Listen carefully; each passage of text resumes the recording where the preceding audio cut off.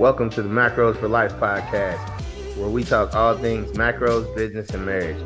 We're your hosts, Eve and Randall Guzman. Visit our website at www.gtransformationacademy.com, where you can download our free How to Track Macros guide. This guide has helped over 15,000 people start their macro tracking journey.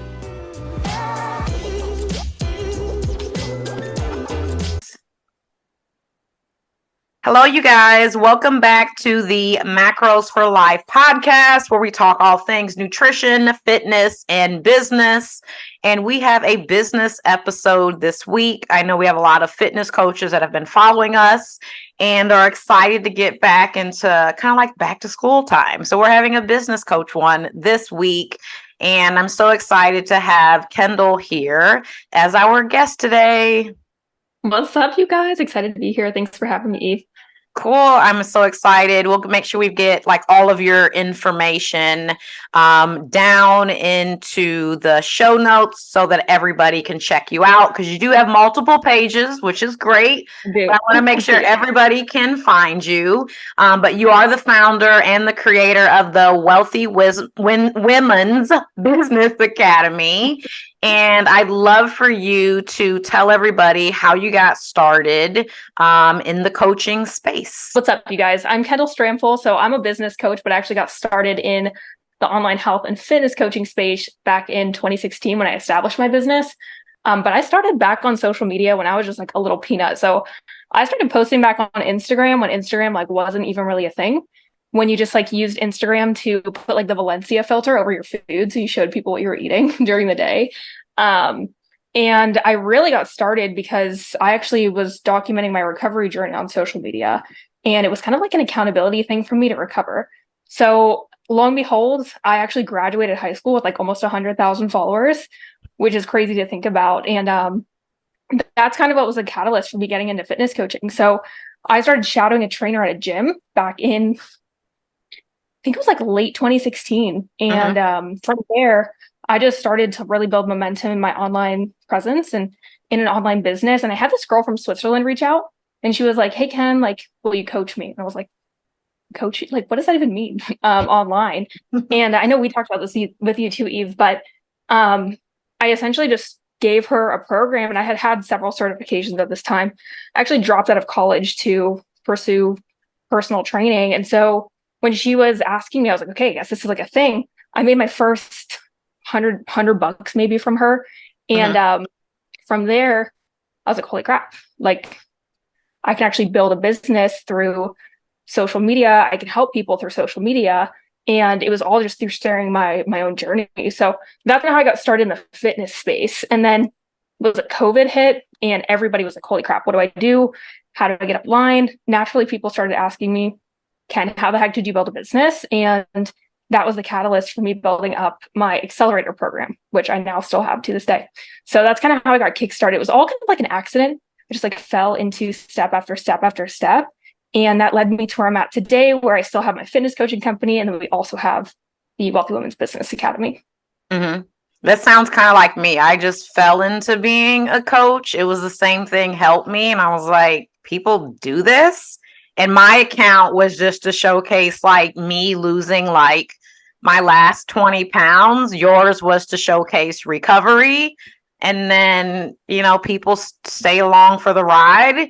And I don't want to say some of us get lucky, but like lucky plus grit and, you know, like putting your like, you know, pedal to the metal and like working the damn thing. Like you can build a business that has like integrity, that is successful. People are getting real results. Like you can lay your head on your pillow at night and not feel like, did I scam people?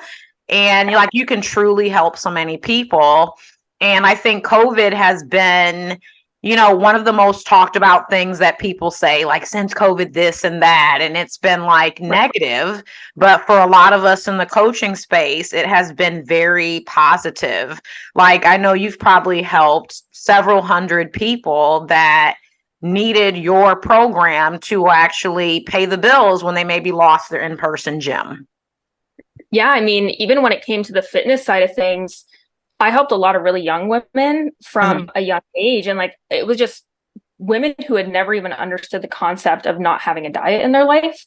So even from, first getting started in the fitness space, it was helping young women understand like, hey, there's a different and alternative route to take rather than just like starving yourself or being on these crash diets or not knowing what even like weight training was. I think it wasn't also like as popular back in the day too. And so I think, pre-COVID, right, it's like that's really what a lot of my focus was. And I think it actually offered a lot of opportunity. You kind of have to ask like how many people would be online coaching if they hadn't gotten their jobs taken away from being in the gyms or just not knowing like what to do or where to turn. Even if they weren't in a gym previously, would they be coaching if that didn't really come up? So I think is kind of like a little bit of a blessing, and it made us innovate. And I think true entrepreneurs are innovators. So it's like when you have an opportunity like that come up, rather than being terrified and being like, holy crap, my life is about to shatter in front of my face, it's more like, okay, how do I actually use this to my advantage to support myself and then also make a massive difference in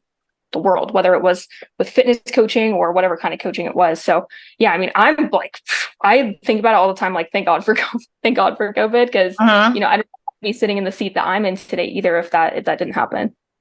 Yeah, we did a coach's corner call today where we have like a coach that just talks about their business, how they grew, they fail, wins and all of these things. And it was a coach I met pre-COVID that took me through workouts. And I asked her, I said, would you have ever created your online coaching business if COVID happened? And she was like, probably not. I'd be at the same boutique gym and you would have been just a girl I met. Because I had the conversation with her. I was like, you would make a great online coach, like not hard pitching, but she was like a ray of sunshine. Like, you have so much to offer. And now she has like this killer business because COVID happened. And for me and probably you, it taught me so much. Like, I learned how to pivot. So many online coaches were like, oh my God, no one has money. No one's going to buy. Our business that year tripled. Because everybody was like at home crying. And I'm like, y'all can cry, but I'm about to figure this shit out. Yeah. And like people needed help. Like more people than ever were actually trying to lose weight, get fit because they were at home eating. Like you and I have been working from home. We had more like discipline and structure, and like having the kitchen across from us for everybody else was the new concept. And then coaches coming online when they used to go, oh my God, how do I like start a business online? I'm like, it's so easy. And they're like, it's so hard. And I mean, like, it was like the time of pivoting.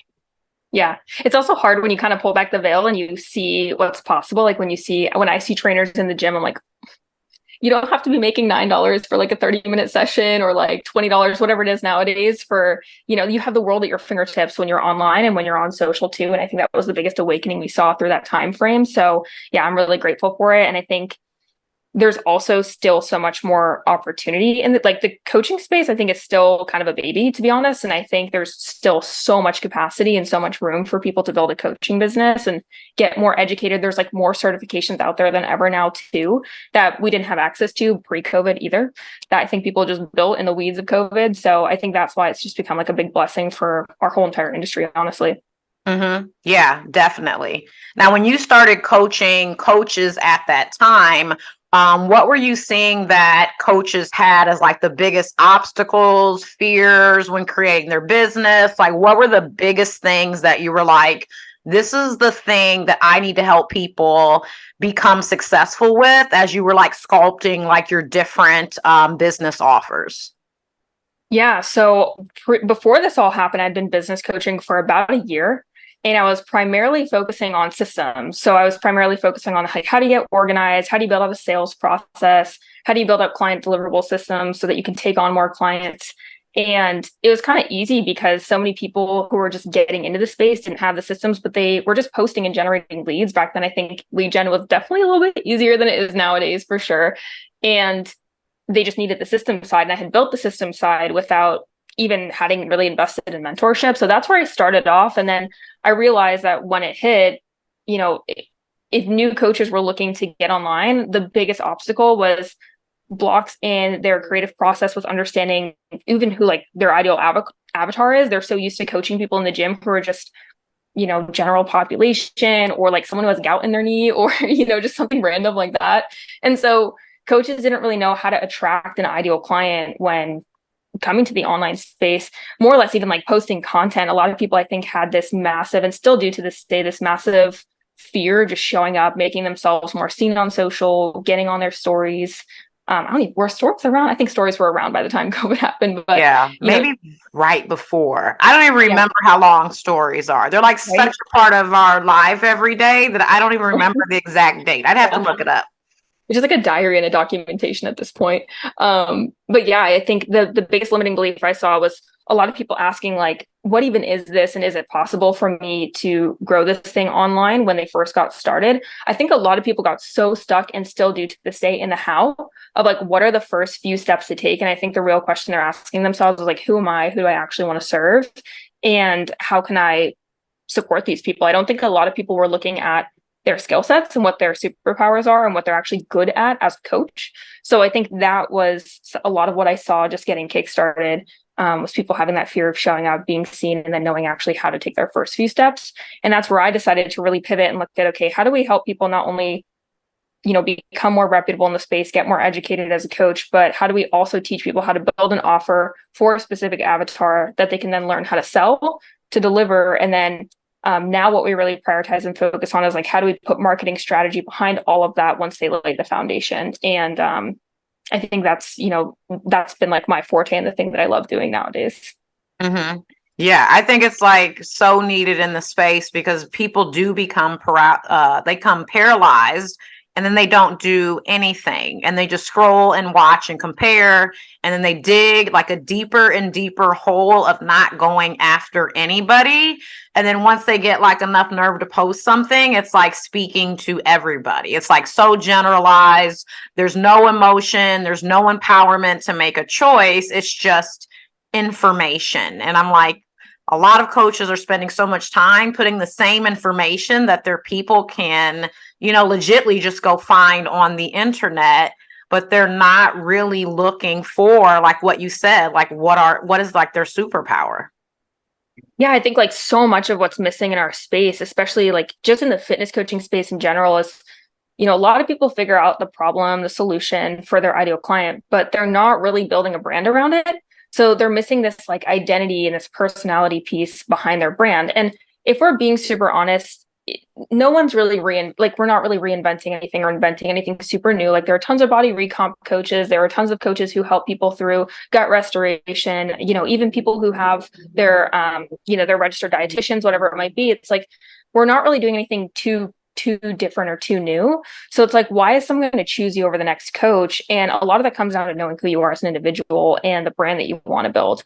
And I think this is kind of the missing piece for so many fitness coaches, that they don't really learn about brand or brand identity or how to set themselves apart. It's more like, let me just go inspire people or put out educational information. And because of that, it's really hard for them to show up and sell their offer. And the worst part that I notice, even maybe, I don't know if you agree with this, but it's like the smartest coaches. It's like the coaches who are the most reputable. They're really logical. They have so much education. They're the ones who have the hardest time. Like, you're the one who should have 200 people on your coaching roster, compared to some, there's new coaches who have never even touched a macro or never even touched, a protocol. Not to say that they shouldn't be coaching, but at the end of the day, like, the educational piece is really fundamental. So I think that's the missing piece for a lot of coaches nowadays, is understanding like, what's your brand identity, what sets you apart from someone else, so that you're not generalized and people will actually come to you more than the next coach. It's not even like come to you and then like look at other options. It's like they come to you because you're just the person that they resonate with. Yeah, I agree a lot, because coaches will go, man, why is that new coach getting so many clients? Whether they can really tell the exact number, are they getting 100, 10, 7, 18, like whatever the number is, but it is like the connection piece that's happening with their personality. And one of the things that I will say is, like, the longer that you stay in that rut of only putting out educational information that's just on repeat constantly, once you get to like that kind of that edge of like jumping off the cliff where you're like, I'm going to change my content, I'm going to do everything new, I'm going to say what I want to say, it's going to be so hard if you wait, because you do become stuck in your ways. And then you get tied up in the thought of, well, people are going to say I've changed, I'm different. And like from the jump, that's why I tell people, be yourself. They're buying you not just more information, and you want them to connect from the very first time that you decide to make either a new account, if that's what you're going to do, or from the point that you decide like this is going to be like a side hustle that I'm going to start, showing more of what I'm doing. But like from day one, I recommend being yourself and saying what you want to say. Even if you're like, I'm vanilla, no one is going to find me interesting. People always think that I am boring. People like watching people. I don't care what you're doing. There is going to be a group of people that want to watch you every day and then buy your stuff. And then the next coach will be like, why do they want to buy their stuff? There's your people for you. Like, they're out there. But I think people, the longer you wait to be yourself, it becomes so hard, because then you feel like you're reverting back and are worried what people are going to think. Yeah, I mean, a big part of that too, Eve, is it's not just attracting the right people too, it's also repelling the people that you don't want to work with, because we all know as coaches how important it is for us to provide safety inside of a container and inside of a program. It's not your responsibility to try and sell everybody into your program. It's your responsibility to sell the people that are a vibe for the community. They're going to contribute in a positive way, or whatever way that you paint the picture of for your brand. And it's a matter of you producing content and being yourself in a way to where sometimes people just aren't going to like you. And that's kind of a good thing. Like, I honestly say, whenever you start to have people who are like, that person is not my vibe, at least you have a vibe. Like, at least people understand at this point, like, you're some kind of vibe and you're not for them. I think that's where you really get to build a strong community. And when you look at a coaching business, I mean, if you want to retain clients, if you want clients who are compliant, and you have to also bring them in from a perspective of like, they're your people, and they actually are going to be receptive of you as a mentor and as a coach. And a lot of it requires you to repel people too. And that was probably like one of the hardest things, even for myself, like, I'll admit, is that I grew up like such a people pleaser. And it was so hard for me when I started to really cultivate a brand and realize like, wow, I'm not for everybody. I was like, why? Like, are you sure? Like, maybe let me switch myself a little bit. Like, let me do a little bit of different. Like, it's so easy to get caught up in that. And habitual leadership is all about just like doing the behavior over and over again until you realize like you're in a position where you're just yourself and you just get to be yourself. So doing the identity work and unpacking that is huge too, because how do you expect to build a brand you love if you don't even know who you are? And it's not that you need to get caught up in that thought loop. I know a lot of people say, well, let me figure it out. Let me think about it. Like, you don't need to think about it. The more you just keep taking action, the more you're going to learn who you are, the things you like, the things you don't like, people that piss you off, the people you like whatever it might be. The more you take action on things, the more you start to understand that. And I think that's where a lot of people get themselves caught like a cog in a wheel. They're just trying to think about it or figure it out, versus like, just go take action. Like, you're going to figure out who you are more and more the more that you take the action. Yeah. Action or clarity always comes from taking action. Like, there's no way around that. There's like no way. Like, you don't know until you actually try anything. Yeah. You never did. And just to give perspective for anyone listening, like, I was 18 when I left school. I dropped out of school, and I came from a family where like school was just like not an option. It was like, you're going to college. It's like the traditional normal thing to do. I like dropped out, moved to California. I was basically like, just at this point had no idea, it's like ignorance is, I was just like, is bliss sort of thing.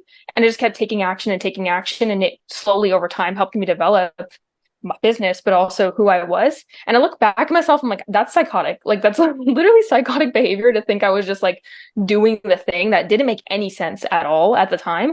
But it was that action and consistently just taking it that was like, holy crap, I'm just falling into the next step and the next step. So yeah, action is the thing. You don't get the clarity than action. So I totally agree with that. Definitely. So I know you love helping coaches like get in, on that ground level, identifying who they are, building their personal brand, and starting to connect with people. But I also know you love sales psychology. Yes, I'm a sucker for sales psychology. I think this is like the number one thing every coach should learn. So if you put like sales psychology, like on your website, on your post, do you think a lot of coaches are like, oh, that's the thing that I need? Absolutely not. No, coaches are like, okay, third path.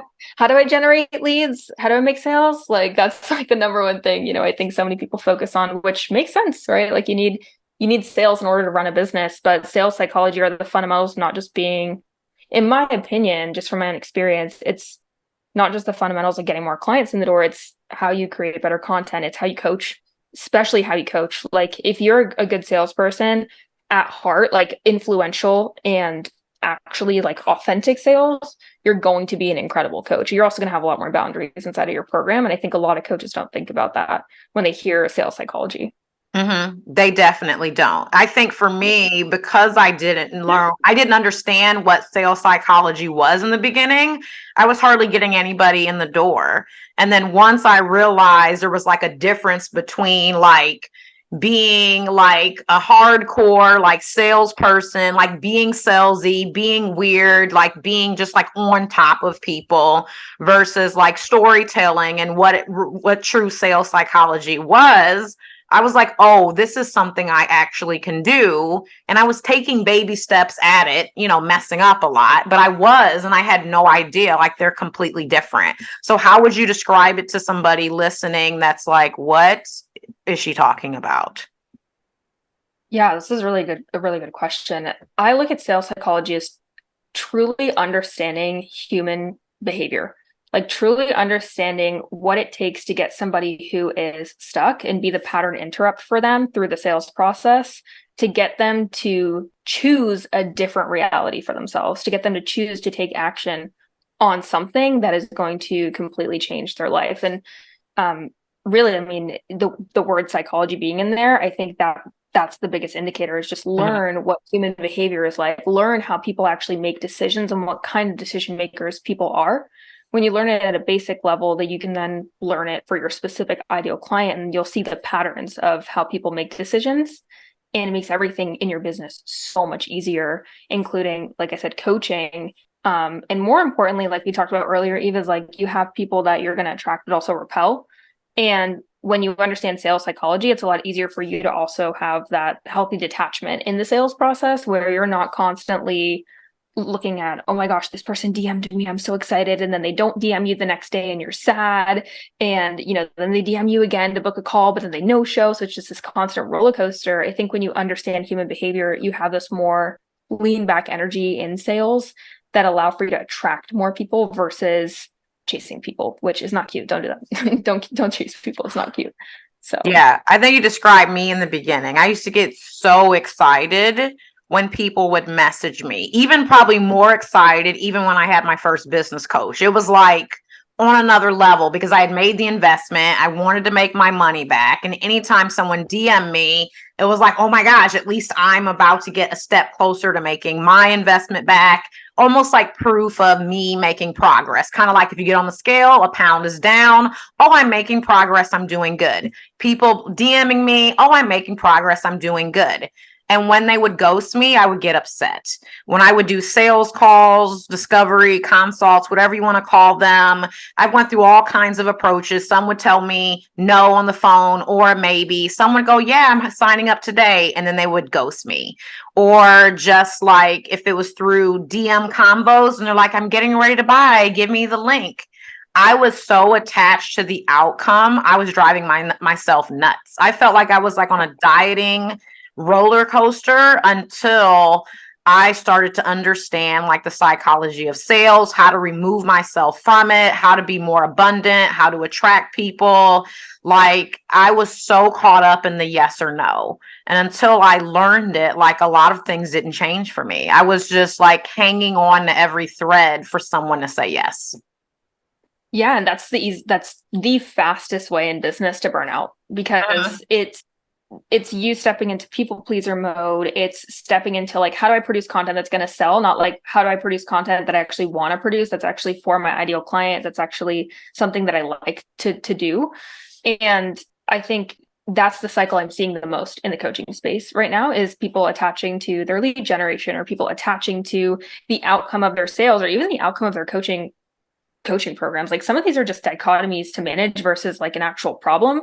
And when we're attached to the outcome of the sale or the refund or whatever it is, that's how I think coaches burn out the fastest. And I went through this cycle myself. I actually almost dissolved my entire company back in 2019 because I went through that similar cycle. And it's not an easy one also, because there's your own psychology that you have to look at. And then you also have learning the psychology of sales. So, it's a matter of also looking at and identifying like what's triggering you throughout your sales process. Is it when someone DMs you? Is it when someone ghosts you, like where are you getting triggered throughout that process, and like go get the professional support that you need to do the work.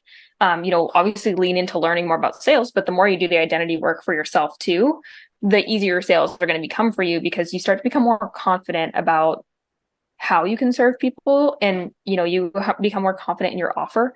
And that's another big part of sales psychology, is like when you know how good your offer is, it's going to be easy for you to show up and sell it and be detached from the outcome, because you know that you're putting everything on the table that's showing someone, hey, look, this is the reality that's possible for you, and you're supporting them to lead themselves into that decision. And so I think that's what a lot of coaches, when they understand their own psychology, but they also understand sales psychology, it's a lot easier for them to make sales without burning out so much or being detached from the outcome. Yeah, I see the same thing, especially like in the first year of coaching. If people aren't converting enough and they get so caught up in it, even when they're kind of left hanging, they have these things that they're like cultivating in their mind. I'm not good enough. Gina didn't respond back because this, Tiffany, because like things you don't even know. Tiffany's not even thinking about this like anymore, or Tiffany's on to this, or you didn't know Tiffany was this type of buyer.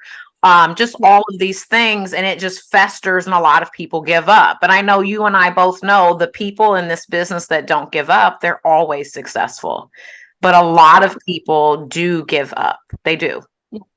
Yeah, I think bouncing off of what you said about like the type of buyer and understanding, I think what a lot of people who haven't maybe studied sales psychology don't necessarily understand it. I always like to bring it back to if you've done like an NASM certification or something like that, or took psychology, you have that was it like the trans theoretical model for change, where you have like the pre-contemplation, contemplation, and then you have like action, maintenance. I like to bring that up when I think about sales, because sometimes people are in a stage where they're not even aware that they have a problem, and they're not aware that you have a solution, because they've been on your page for quite literally 2 minutes. And, if they just happen to get a DM from you, or they DM you and they're not really sure of like what their problem is, they haven't identified that or the struggle, we can't really expect them as coaches to like right away want to buy from us. And I think when you look at sales psychology, it also takes time for someone to shift their own understanding of what's possible for them and understand the pain point. And it's our jobs as coaches, through our content and through sales, to make that really apparent, and to show somebody, hey, like, you think consistency is the issue. Consistency isn't the actual issue. There's underlying things. It's our job as a coach to get to the root of that, because we're essentially the pattern interrupt for both people on the sales call and then when they get into the program consistently. Because, at some point your client's going to do something where you need to call them out, or you need to guide and lead them. And so, whether it's not checking in or whatever it is, like that's the whole reason they need your program, is because they've consistently had this pattern and this behavior, and you're the interrupt to that pattern and behavior. And so that's why I would say like the sales psychology plays into coaching so much, because if you're attached to the sale, it's more than likely you're going to have that same attachment to your client's progress. And then you're just co-enabling the client to become dependent upon you, rather than actually let them lead themselves with your guidance. And that's why I love sales so much, because becoming a great salesperson also means becoming an even better coach when it comes to at least the leading, the guiding, the psychology aspect for behavior change, which we're all in the science of behavior change as coaches. Mm-hmm. Yeah, absolutely. I think you made a good point of like a lot of people not knowing that they have cold people on their page, essentially, is what you're saying, when they don't even know that they have a problem. Sometimes they don't even know that they're making a mistake, or the same mistakes over and over. And so a lot of people's leads don't go from cold to warm to hot. They're just there, and they're stagnant. And it makes that turnover time from like follower to client just become huge. Like that time in between is months and months. It can also become years. I mean, I've had people take a long time to convert. Yeah. And like just posting about like protein and how to hit your protein is not it's not getting you conversions. I think that's the biggest thing with coaches. It's like, I know you love to educate. I know that, but it's like, we also have to learn how to not just look at like the surface level pain point, because if you just keep posting like nutrition tips and workout tips and your daily exercises or whatever it is, it's so nitty gritty, and but it's also so broad. It's like this pain point that is not really targeting maybe anyone specific. Now, if you build an awesome brand where people just love you and are attracted to you as an individual, then maybe they're going to look at that and be like, wow, I need these workout tips and this nutrition. And then they get in your DMs and you have a further conversation with them. That's awesome. I will say I totally got away with that, by the way. Like back in 2017, I was just posting like my glute videos. Like, oh my gosh, thinking back to it, I just like have to troll myself. But I totally got away with it in the beginning of my coaching career, and I educated on my stories, which is where I, had the bulk of like the educational information, but also like, hey, here's how I can help you. And if you're going to post about like your protein tips or whatever, like talk about the specific reason as to like why your specific ideal client needs to learn about that. What's it preventing them from? What's it holding them back from? What are the things that once they integrate these protein snacks or tips, like what are they going to get out of that? And why are you the best person to teach them about this? And I think that's where a lot of people miss the mark. And there's all this like, let me go to this other coach's page for inspiration, or let me look what other people are please don't do that. That's not a content strategy. That's just like super unoriginal, So I think it all starts with really understanding the ideal client, and also understands with like, how are you the best person to help them, and how do you even help them through the pain points they struggle with? Yeah, big time. I think what you just said is why people think the space is so saturated. People are looking for the differentiation between like picking a coach. And it's going to be like likability, personality, like that's one thing, but also like, are you the person that's going to help them? I have so many pages that I follow that I love their content, but I know that I would never buy something from them.